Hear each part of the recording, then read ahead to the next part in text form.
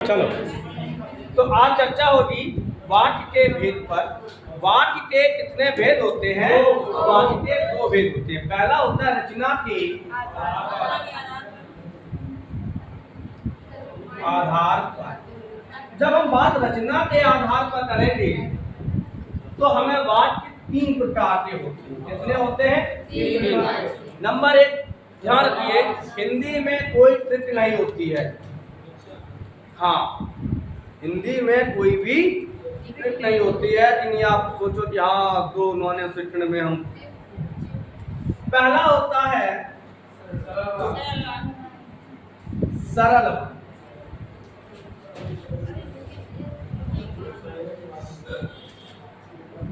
दूसरा, अच्छा सरल वाक्य पहले एक पढ़ लेते हैं। सरल वाक्य किसे कहते हैं?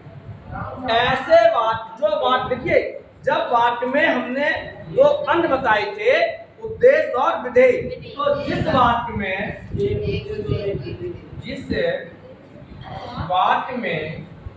एक उद्देश्य हो और एक विधेय उसे सरल वाक्य कहते हैं। जिस वाक्य में एक उद्देश्य हो और एक विधेय हो। अब जैसे वाक्य है राम घर जा रहा है। राम घर जा रहा है। इस वाक्य में कितनी क्रियाएं हैं? दो हैं। और हम कह रहे हैं कि जिस वाक्य में एक उद्देश्य और एक विधेय। उद्देश्य किसे कहते हैं? जिसके विषय में बात कही जा रही है। तो राम तो यहाँ उद्देश्य हो गया, लेकिन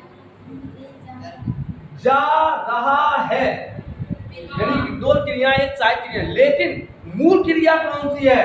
रहा है। मूल क्रिया कौन सी है? रहा है। वो हमका नहीं, वो कहेगा हम पढ़ रहे हैं।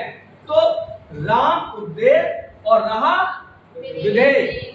जाना और घर, ये क्या होंगे? घर और घर, कहाँ जा रहा है? घर, ये कर्म है ना, तो ये उद्देश्य है, इसका विस्तारित रूप है। विधेय का विस्तारित रूप, और जाना भी विधेय का विस्तारित रूप है। तो जिस वाक्य में एक उद्देश्य हो और एक विधेय हो, एक सरल वाक्य और समझ लेते हैं। जैसे वह पुस्तक पढ़ता है। वह पुस्तक पढ़ता है। यहाँ वह क्या है? उद्देश्य। क्योंकि वैसे तो वह सर्वनाम है। क्या है? सर्वनाम। लेकिन यहाँ हम वाक्य की रचना पढ़ रहे हैं, तो वाक्य में वह क्या है? उद्देश्य है, और पढ़ना क्या है? विधेय है। समझ में आया? मोहन गीत गा रहा है, या मोहन गीत गाता है। मोहन गीत गाता है। कैसा है? सरल वाक्य है। अब आते हैं हम लोग दूसरा वाक्य आता है हमारा संयुक्त वाक्य। रचना के आधार पर दूसरा वाक्य कौन सा होगा? संयुक्त वाक्य।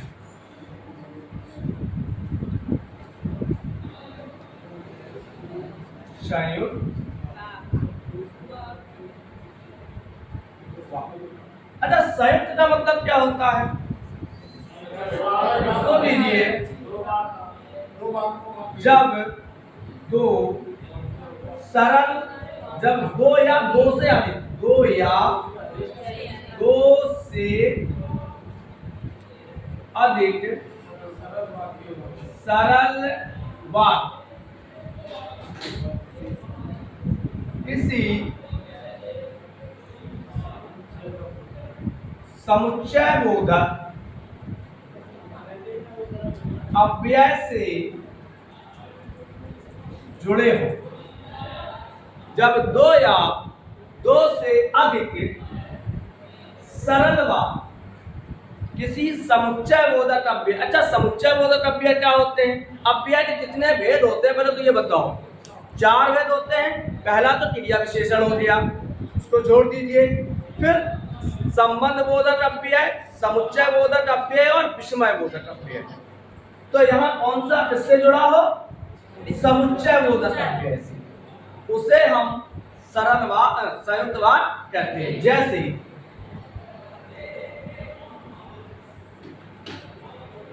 वह आया और मैं चला है। कितने वाक्य हैं? एक परिभाषा और है कि जिस वाक्य में एक से अधिक समीपता क्रियाएं हो उसे भी हम संयुक्त वाक्य कहते हैं। प्रश्न ऐसे भी बन सकता है कि संयुक्त वाक्य में होती है एक क्रिया, एक से अधिक क्रियाएं, एक से अधिक समीपता क्रियाएं, तो क्या होगी? एक से अधिक समीपता क्रिया। क्योंकि देखो दो ऑप्शन हमने रखे, एक रखा हमने एक क्रिया, एक से अधिक क्रिया, एक से अधिक समीपता क्रिया, इनमें से कोई नहीं। तो एक से अधिक क्रिया सरल वाक्य में भी होती है, लेकिन जो संयुक्त वाक्य की क्रियाएं होती हैं उन्हें क्या कहते हैं? समीपता क्रिया। देखिए वह आया ये क्रिया है, मैं चला गया ये क्रिया है, और चलना भी एक क्रिया है। इस वाक्य में 3 क्रिया है। तो वह आते से आंधी आई, आंधी आई, पानी वर्षा, आंधी आई, पानी वर्षा, और छप्पर लो दिया, लाइट चली गई। अच्छा, आंधी आई और पानी वर्षा तथा बाढ़ आ गई। अब ये और तो सब नहीं लगे हो, आंधी आई और पानी वर्षा तथा बाढ़ आ गई। अब लेकिन बाढ़ नहीं आई, ये भी तो सकता है। आंधी आई, पानी वर्षा, लेकिन बाढ़ नहीं आई। तो ये क्या है? संयुक्त वाक्य। समझ में आया? अगला चलते हैं, थोड़े थोड़े से बताई दे रहे हैं, फिर विस्तार में बाद में बताएंगे, अभी केवल सीखना। चलो कोई बात नहीं। इसके बाद आता है मिश्र वाक्य। तीसरा कौन सा है? मिश्र। अच्छा, मिश्र वाक्य में क्या होता है? जब चार की परिभाषा छोड़ो, जब मैं एक बात इसमें, इन मिश्र वाक्यों को हम सरल या साधारण वाक्य कहते हैं, ना संयुक्त वाक्य कहते हैं। इनमें 2 उपवाक्य होते हैं। मिश्र वाक्य में क्या होंगे? जो मिश्र वाक्य बनेगा उसमें 2 या 2 से अधिक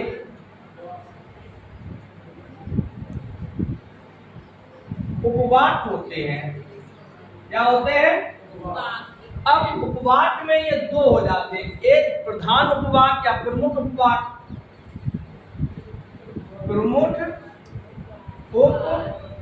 उपवाक्य, दूसरा साधारण या गौण उपवाक्य। जब कोई साधारण या गौण उपवाक्य प्रधान उपवाक्य पर आश्रित हो, मतलब जब तक ये उपवाक्य इस उपवाक्य पर न जुड़े तब तक उसका अर्थ नहीं निकले। जैसे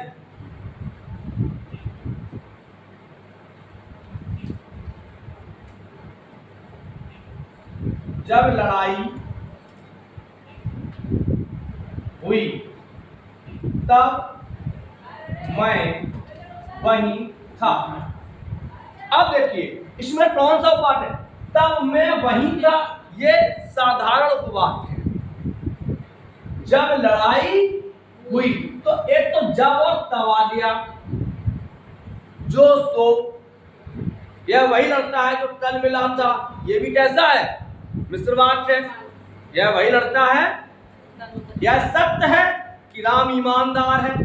तो जैसे यह है सत्य है, वह ईमानदार है।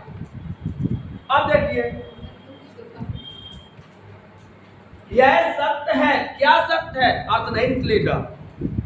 वह ईमानदार है, विशिष्टा तो थोड़ा बहुत अर्थ है। तो ये हो गया मुख्य वाक्य और ये हो गया आश्रित वाक्य। वह यह सत्य है कि वह ईमानदार है, या वह ईमानदार है, यह सत्य है। तो समझ में आया? इसे कहते हैं हम मिश्रित वाक्य। तो जब एक उपवाक्य यदि बारिश होती तो फसल अच्छी होती, कैसा वाक्य है? मिश्रित वाक्य है। यदि बारिश होती तो फसल अच्छी होती, यदि वह पढ़ता तो सफल हो जाता। ऐसा कौन है जो महात्मा गांधी को नहीं जानता? कैसा वाक्य है? मिश्र वाक्य है। वह कौन है जो मुझे नहीं जानता? कैसा वाक्य है? मिश्र वाक्य है। समझ में आया? आगे बढ़ते हैं। अर्थ के आधार पर वाक्य के भेद थोड़ा डिटेल में बाद में बताएंगे, क्योंकि समय अभाव है। इसके बाद आता है अर्थ के आधार पर वाक्य के भेद। अर्थ के आधार पर वाक्य के कितने भेद होते हैं? क्या हो सर जी? क्या हो गया? अरे शर्ट उतार दीजिए, कोई दिक्कत नहीं, आप कमरे में जाके उतार लीजिए। चलो देखो, नहीं भाई, ये होना चाहिए, इसको बुरा मत मानिए। जीवन में यही एक संबंध ऐसा होता है। हाँ, ऐसा होता है। की बात चलो आगे बढ़ते हैं। अर्थ के आधार पर वाक्य के भेद कितने होते हैं? 8 होते हैं। चलो पहला वाक्य होगा, कौन सा होगा? विधिवाचक। विधि, या इसे हम कह सकते हैं विधान अर्थक वाक्य, या इसे हम कह सकते हैं सामान्य कथनात्मक वाक्य, जहां किसी साधारण तरीके से सूचना दी जाती है। वह चला गया, वह पढ़ता है। एक चीज ध्यान रखना कि जो विधानवाचक वाक्य हैं, अभी हम कौन से वाक्य ऊपर पढ़ के आए? रचना के आधार पर, वो तीनों वाक्य यहां मिल सकते हैं। लेकिन लिखा होगा जैसे यदि बारिश होती तो फसल अच्छी होती, अर्थ के आधार पे कौन सा वाक्य है? तो विधिवाचक वाक्य है।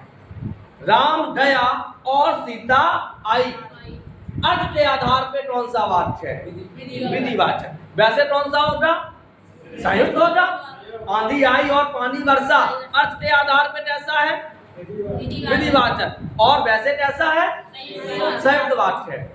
वह पुस्तक पढ़ता है, कैसा वाक्य है? अर्थ के आधार पे विधिवाचक और रचना के आधार पे सरल वाक्य। क्लियर है? तो जो हमारे 3 वाक्य हैं रचना के आधार पे, सरल, संयुक्त और मिश्रित, वो अर्थ के आधार पे यहाँ पूछे जाते हैं। लेकिन अंतर क्या होगा कि जैसे प्रश्न है राम पुस्तक पढ़ता है, सरल वाक्य की पहचान होती है कि जिसमें एक उद्देश्य हो, एक विधेय हो। साधारण अर्थों में हम आपको समझाने के लिए कह सकते हैं कि जहां एक कर्ता हो, एक क्रिया हो। वहां हालांकि कर्ता क्रिया होती नहीं है, उसे हम क्या कहेंगे? उद्देश्य और विधेय। तो जिस वाक्य में एक उद्देश्य होता है, एक विधेय होता है, उसे हम सरल वाक्य कहते हैं। लेकिन यदि अर्थ के, अब जैसे राम पुस्तक पढ़ता है में वाक्य है, तो आप कहोगे सरल वाक्य। राम पुस्तक पढ़ता है, अर्थ के आधार पर बात होगा। जब भी अर्थ के आधार पर पूछा जाएगा तो उसकी मजबूरी होगी कि अर्थ लिखा होगा। हाँ, वहां अर्थ लिखा होगा, नहीं तो ये सरल हो जाएगा। क्लियर है? आगे बढ़े। चलो दूसरा आता है कौन सा? निषेधवाचक। अच्छा, निषेध ऐसा लिखा जाता है, मेरी हिंदी बड़ी कमजोर है। निषेधवाचक वाक्य। निषेध माने होता है मना, प्रवेश निषेध है, निषेध का मतलब मना, मनाही। जैसे मैंने चाय नहीं पी, हालांकि अभी पी चुके हैं, उसकी कोई बात नहीं। मैंने चाय नहीं पी, ऐसा वाक्य है निषेध। बेटा दूसरों की चीजें मत छुओ, कैसा है, वह वहां नहीं जा पाएगा, कैसा है, निषेध। अब मैंने चाय नहीं पी, नहीं नहीं नहीं, ये भी निषेध है। अब मैं समझा रहा हूँ बात, आपको अभी किए। मैंने चाय नहीं पी, सामान्य सूचना दी गई, सामान्य सूचना है तो विधिवाचक भी हो सकता है। लेकिन यहाँ क्या है कि निषेध माने होता है मनाही। अब दो चीजें और होती है। वैसे तो अगर देखा जाए तो नकारात्मक वाक्य अलग होता है, निषेधात्मक अलग होता है, क्योंकि नकारात्मक में भाव छुपा होता है। अब जिस प्रकार से चल रहा है उसी प्रकार से हमें भी चलना चाहिए, लेकिन कुछ मामलों में हम नहीं चलते हैं, जो है यहाँ चलना चाहिए। जैसे एक बात मैं लिख रहा हूं,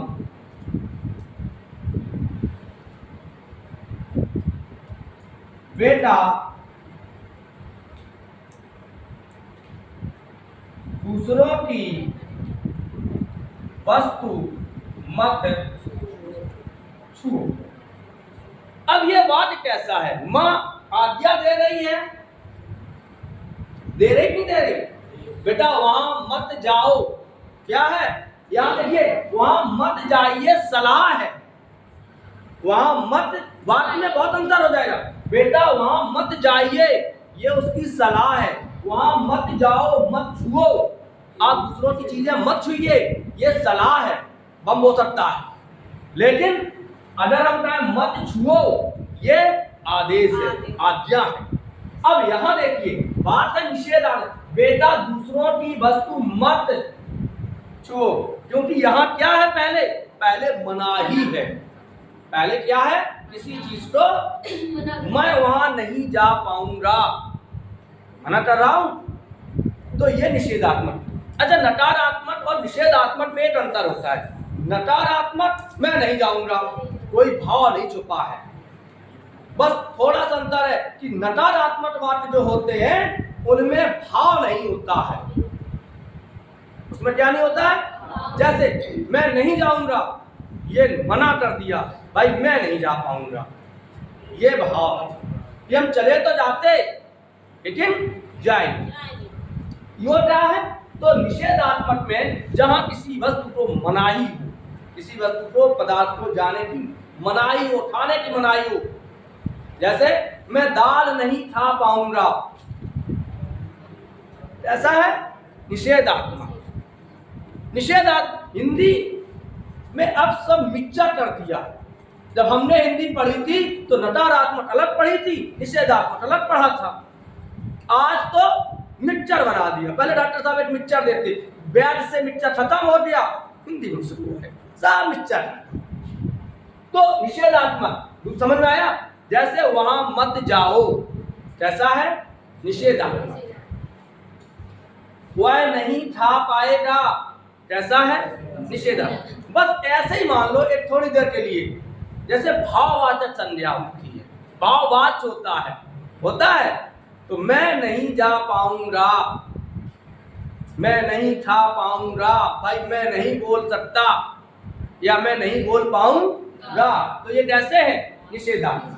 आगे बढ़ते हैं। निषेध के बाद आता है आपका कौन सा कर बताया था, बोलो, आज्ञावाचक।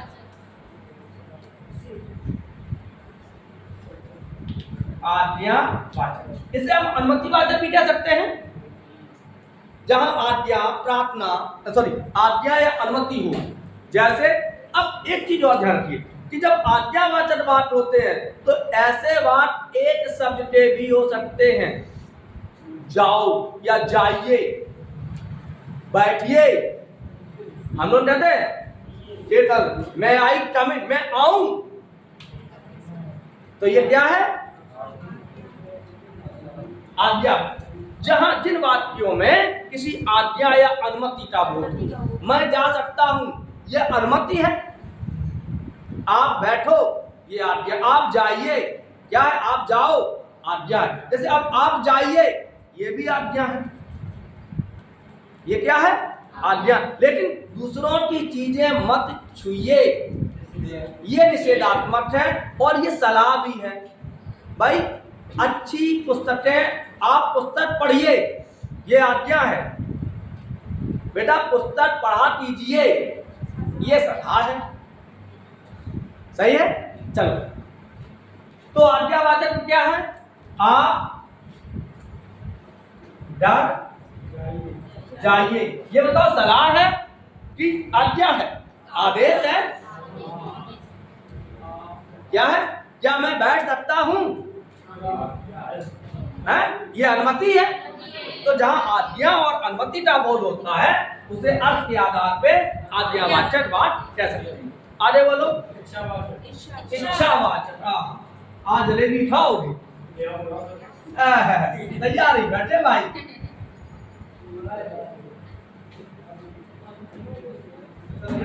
इच्छावाचक। परेशान ना हो, किसी दिन खिलाएंगे बढ़िया तरीके से। अरे अभी कुछ नान का दूध नहीं पिला था। चलिए, इच्छा क्या है? हाँ, तल है। इच्छावाचक किसे कहते हैं? जिन वाक्यों में किसी प्रार्थना का बोध हो, किसी के कामना का बोध हो, सही है, और खुद की इच्छा का बोध हो। जैसे मैं फल खाना चाहता हूं, ये इच्छा है। अब पहले आशीर्वाद दिया जाता था। पहले जो बहुएं होती थी वो सास के पैर दबा दबा के छूती थी। अब तो चाहे वो ऐसे करे या लगाओ, मतलब जो है तुम्हारी दाने ना टूटी है तो हमें तसल्ली नहीं मिली है। हाँ, मतलब अब पहले यही होता था। पहले पैर जमीन से लेके मस्तक तक आते हैं। अब चाहे कोई भी हो, परियां छोड़ के माथे भी लगे, ये लगे बे यन से यन आए जो तोड़े यन से यन आए। तो जाको एक अर्थ करो कि ज्वाला तुम्हारी जो काने नहीं तोड़े हैं तो मेरी छाती नहीं सितले। सही है। हालांकि पैर छूने का एक वैज्ञानिक तरीका होता है, वैज्ञानिक कारण है। रियल बता रहे, कभी भी महापुरुष अपने पैर नहीं छुआते। दूसरी चीज, अगर वो पैर नहीं, अगर वो पैर भी जो महापुरुष होंगे। दूसरी चीज, कभी भी कोई सिद्ध पुरुष आप पैर भले छुओ, मस्तक दर्द हो, कभी भी आपके सर पे हाथ नहीं रखे। यदि उसकी इच्छा होगी तो रखेगा, नहीं तो भूख जबरदस्ती दरबार में कोई मतलब नहीं है। चलिए, मैं फल खाना चाहता हूँ, इच्छा है। दूधो नहाओ पूतो फलो, ये क्या है? इच्छा है। पहले बुजुर्ग लोग आशीर्वाद देते थे, मुझे मिला भगवान का मिलो ला तो बड़ो हो जाए, ये उनकी इच्छा है। मैं फल खाऊंगा, ये मेरी इच्छा है। नहीं खाऊंगा तो ये सरल बात हो जाएगा। मैं फल खाना चाहता हूं, ये इच्छा है। और मैं फल खाऊंगा तो विधिवाचक, और विधिवाचक में सरल, और काल में भविष्य काल। सही है। आगे बढ़ते हैं। इच्छावाचक के बाद आता है आपका कौन सा आएगा? प्रश्नवाचक। अब 2 मिनट और जाइए, जा सकते हो। कितना कौन सा है? जो प्रश्नवाचक 5वां होगा। हाँ, तो प्रश्नवाचक क्या है? कि जिन वाक्यों में कौन कहां कब, यानी कि जिन वाक्यों में सीधा सीधा किसी प्रश्न का बोध हो। जैसे हम आपके घर आए और दरवाजा बंद है, खटखटाया, सबसे पहले आवाज आए तो है, कहां से आए, क्या काम है। मतलब ये होता है। घर पे बुजुर्ग इसीलिए रहते थे पहले। जिस घर पे आज भी बुजुर्ग बैठा रहता है, किसी भी अराजक तत्व की हिम्मत नहीं होती है कि उसका चबूतरा चढ़ जाए। 2-4 दांत तुम डली चट्टा काटो, कह रही है ना, कहाँ रहा, तुम तो लड़का है, कैसे डोल रहा हूं, ये होता है। चलिए अब देखते हैं जिन वाक्यों में, जिन वाक्यों में किसी प्रश्न का बोध हो उसे हम कौन सा कहेंगे? प्रश्नवाचक।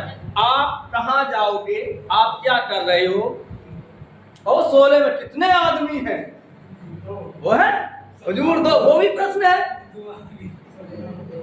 वो भी क्या है? प्रश्न है। अब तो कुछ ऐसे गाने भी हैं जो प्रश्न पे डिपेंड है, जिनमें प्रश्नवाचक का बोध होता है? चलिए, अरे खुदा सुनाओ ये गाना सुन भी नहीं पारी।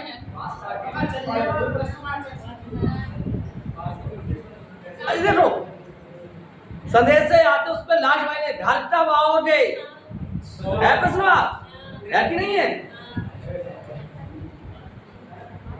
और देखो, नदिया का पाठ है, कौन दिशा में लेके चला रे बटुइया, और तो दिशा बताओ भाई कौन सी है? प्रश्नवाचक है कि नहीं है?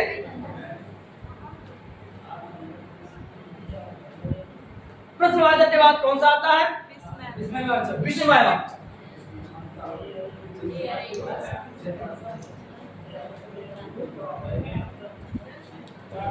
अरे हो जाने दीजिए, टाइम परेशान हो, 2-4 मिनट आगे पीछे।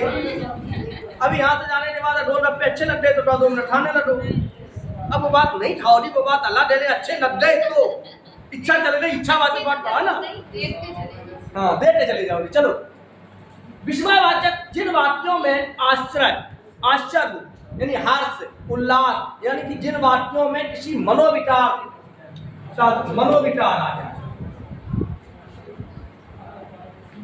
मनोविकार का भाव, जिसमें आपका हर्ष हो सकता है, प्रसन्नता हो सकती है, दुख हो सकता है, शोक हो सकता है, झगड़ा हो सकती है, ये कैसे है? मनोविकार है। राम राम, ये भी ठाठ ठाठ, छी छी, और अच्छे भी होते हैं, वाह क्या मौसम है, हे राम, और देखो कभी कभी कहते हो तेरे की, कहते हैं उनकी ऐसी बात हो रही, तेरे की, तो ये भी क्या है? वो जो शब्द आया वो विस्मय बोधा, ऐसा है विस्मय बोधा। आगे बढ़ती है, बहुत जल्दी पढ़ा रहे हैं हम। संदेहवाचक, लास्ट है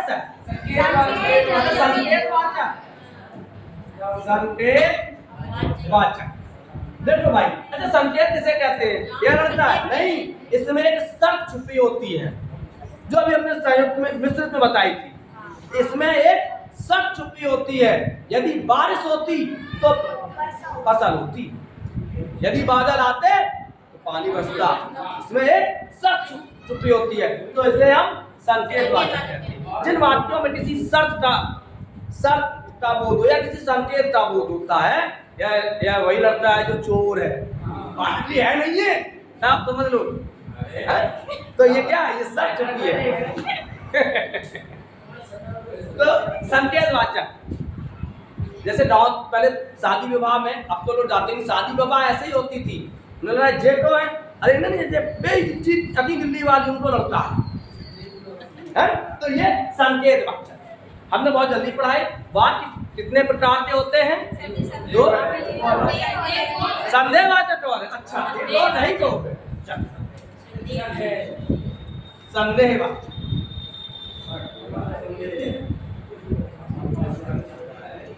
संदेहवाचक बताओ। ऐसे वाचक जैसे वह खा रहा होगा, संदेह है, शायद वह आ गया हो। जिन वाक्यों में संदेह या संभावना प्रकट होती है, शायद पानी आ सकता है, ये कैसा है? संदेह है। बारिश हो सकती है, कैसा है? संदेह है, तो इसे हम संदेहवाचक वाक्य कहते हैं। आगे की ओर बढ़ते हैं संदेहवाचक के बाद, बस इतना ही।